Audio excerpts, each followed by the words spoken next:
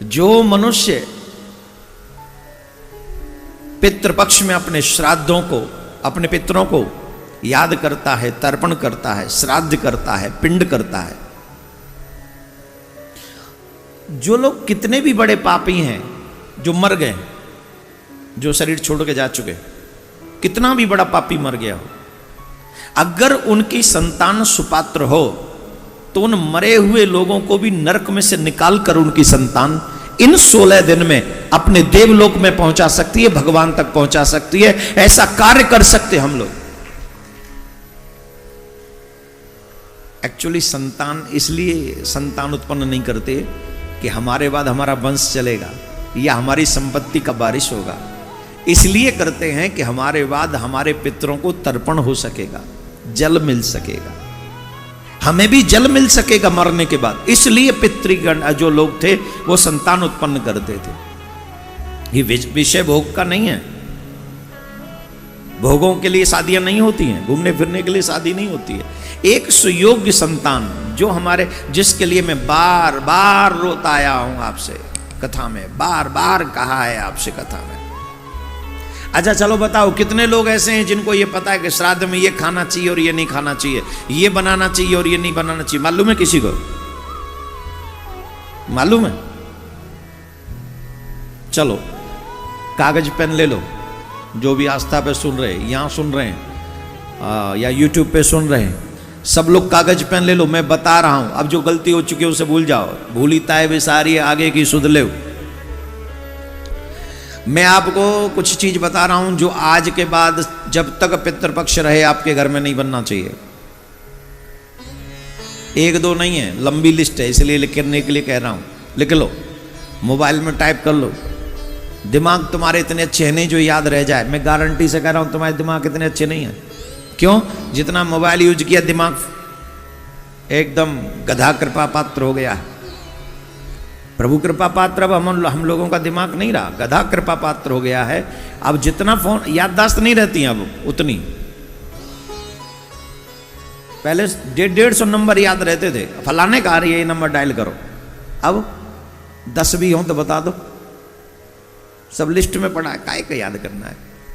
चलो तो लिख लो, मैं सभी को बता रहा हूं क्या क्या पितृपक्ष में, ध्यान से सुनना अभी आप लोग। राजमांस नहीं बनने चाहिए, मसूर नहीं बननी चाहिए, अरहर नहीं बननी चाहिए, गाजर नहीं, कुमड़ा लिखा है इसमें वही जो कल बताया था हमने, काशी फल, गोल लौकी नहीं बननी चाहिए, बैंगन नहीं, सलगम नहीं, हींग का इस्तेमाल नो, प्याज नो, लहसुन नो, काला नमक नो, काला जीरा नो, सिंघाड़ा नो, जामुन नो, पिपली नो, सुपारी नो, कुल्थी कैथ नो, महुआ नो, अलसी नो, पीली सरसों नो। इन सब चीजों का प्रयोग आप ने जो बचे हुए 12-13 दिन हैं इनमें न करें। अब आप कहेंगे फिर क्या करें? इनके अलावा जो कर लो। एक और बात बता रहा हूं, शास्त्र सम्मत ही प्रयोग कीजिए आप। एक और पाप हो रहा होगा आपके घरों में, गारंटेड हो रहा होगा, जिससे पितृ प्रसन्न नहीं हो रहे होंगे। या तो आप ब्राह्मण देवता को स्टील के पात्रों में जमा रहे होंगे, अथवा वो जो आते हैं आजकल चाइनीज कप प्लेट वाले, शहरों में तो यही चलता है, उसमें जमा रहे होंगे। हाँ या ना? हाँ या ना? स्वीकार्य नहीं है, स्वीकार्य नहीं है। पितृगण स्वीकार्य नहीं करेंगे। पितृगणों को जो ब्राह्मण देव आपके यहां भोजन करने आए उनको सिर्फ पत्तल पे भोजन कराओ। पत्तल लाओ, पत्तल में भोजन कराओ, वो आवश्यक है। तो महाराज क्या क्या बना मैं फिर क्या क्या प्रयोग कर सकते हैं, अब बता दो। हम वो भी बता रहे हैं, क्या क्या बना सकते हो वो भी लिखो। जौ, गेहूं, मूंग, धान, तिल, मटर, कचनार, सरसों, परवल मिलते हैं, हाँ वो करो।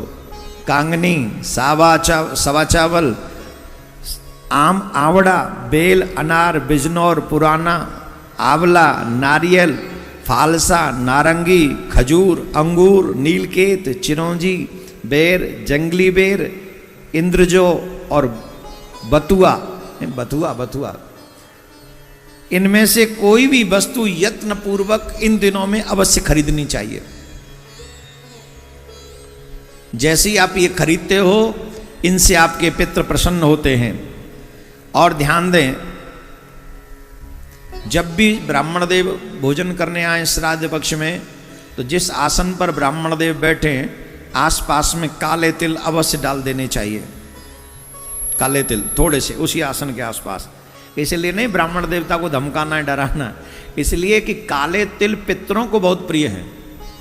आपसे एक और निवेदन कर दूं, जब आप पितरों को तर्पण करें दक्षिण की तरफ मुंह करके, कितने लोगों को तो पितरों का तर्पण करना, जल देना भी नहीं आता होगा। कैसे देते हैं जल पितरों को? सूर्य भगवान को जल देते हैं ऐसे। अब मैं कैसे करूं, ये माए कड़ रहा है, ऐसे सूर्य भगवान को जल देते हैं ऐसे, ठीक है। ऋषि गणों को जल देते हैं ऐसे, वो ऐसे नहीं देंगे। जो सप्त ऋषि इत्यादि उनको भी जल देना चाहिए इन दिनों में, वो देंगे हम ऐसे, लोटा पकड़ेंगे यहाँ से और यहाँ से, तो ऐसे जल चढ़ेगा। और पितृगणों की जो स्थान है वो ये है, ये थंब और फर्स्ट फिंगर, इसके मध्य से फिर वो जल चढ़ेगा ऐसे, और वो भी दक्षिण दिशा की तरफ मुंह करके। ये ध्यान देंगे, दक्षिण दिशा की तरफ। अब आप कह रहे होंगे लोटा गिर जाएगा, मैं रोज चढ़ा रहा हूं, मुझ पे तो गिरा नहीं। लोटा नहीं गिरेगा, पकड़ के रखोगे संभल जाएगा। तो इसलिए, और उस जल में काले तिल डालकर, कुश डालकर अगर आप जल चढ़ाएंगे, कुश भी बहुत प्रिय है। अगर कोई ब्राह्मण देव भोजन करने आए, जो कि जमाना ही होगा, मैं आप सबसे निवेदन कर रहा हूं, जितने भी लोग मुझे इस समय यूट्यूब पे अथवा आस्था पे सुन रहे हैं, सबसे एक आग्रह, पहली शर्त तो यही है कि आप अपने घर में ही ब्राह्मण को जिमाएं, पहली बात।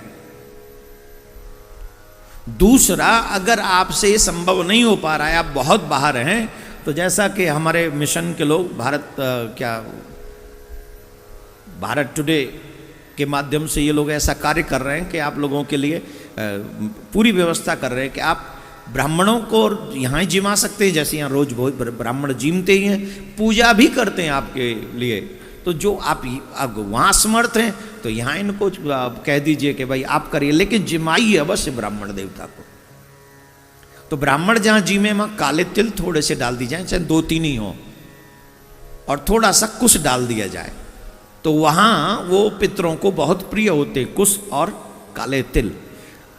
इन सब चीज़ों का विशेष ध्यान आप लोगों को रखना चाहिए। और जिस समय आप तर्पण कर रहे हो, तो आपकी अनामिका उंगली में या तो चांदी की अंगूठी हो या फिर सोने की अंगूठी हो, और ये ना हो तो कम से कम कुश अपने हाथ में ले ले, तो इससे आपके पितर प्रसन्न हो जाएंगे।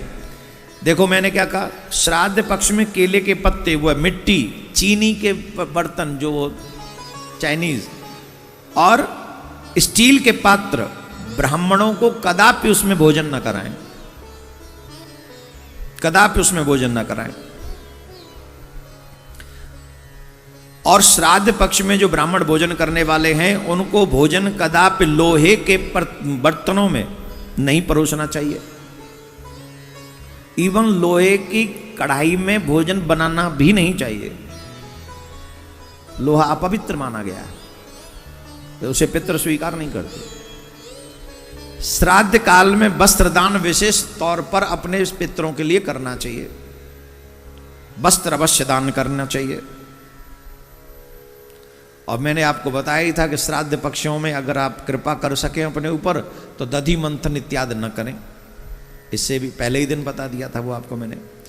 तो ये तो हो गई कुछ जर्नल नॉलेज आप सबके लिए।